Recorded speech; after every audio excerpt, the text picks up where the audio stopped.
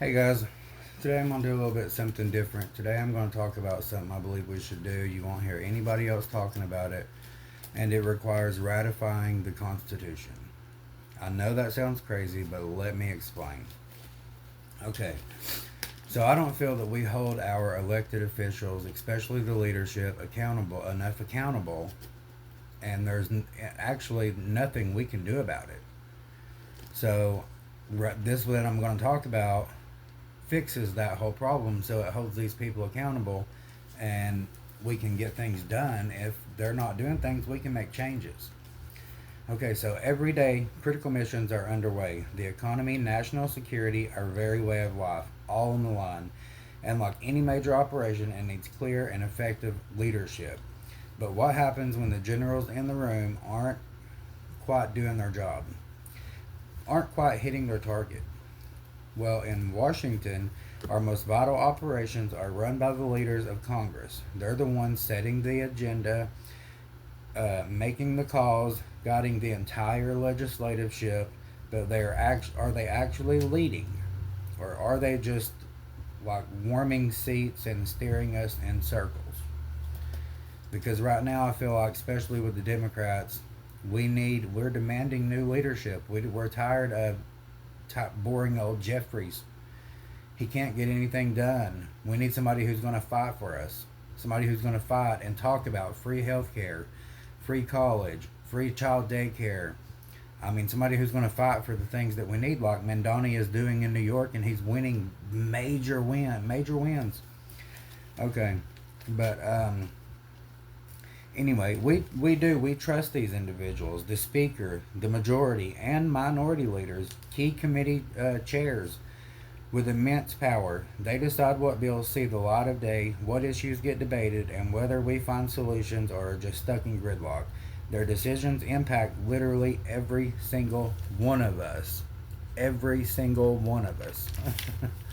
um, it's crazy how we don't realize that we don't even have a way to hold these people accountable. We don't even have a way to do it because of the Constitution, how it's set up. But there's a way. There is one way. Um, but unlike individual members whose votes are tracked, how do we really know if congressional leaders are doing their job effectively? When things go wrong, another shutdown, a threat, a vital bill is stalled, constant infighting. Who is really accountable at the top? We got to hold the people at the top accountable for anybody else to be even feel like they're responsible. Well, I think it's time we start giving them a proper evaluation, just like back in school. Let's go back to elementary. Start giving them a quarterly report card every 3 months. Give them a report card. Grade them on certain issues, like, and put it out there. Let it be known. Let everybody know this. It's not just for their individual votes either, but for their performance as leaders of Congress. Welcome to our quarterly Congressional Leadership Report Card. We're looking at 4 key areas because leadership is more than just talking points, more than just culture wars, more than just clickbait, more than just performance, more than just cosplay, more than just being cruel. It's about American citizens helping people.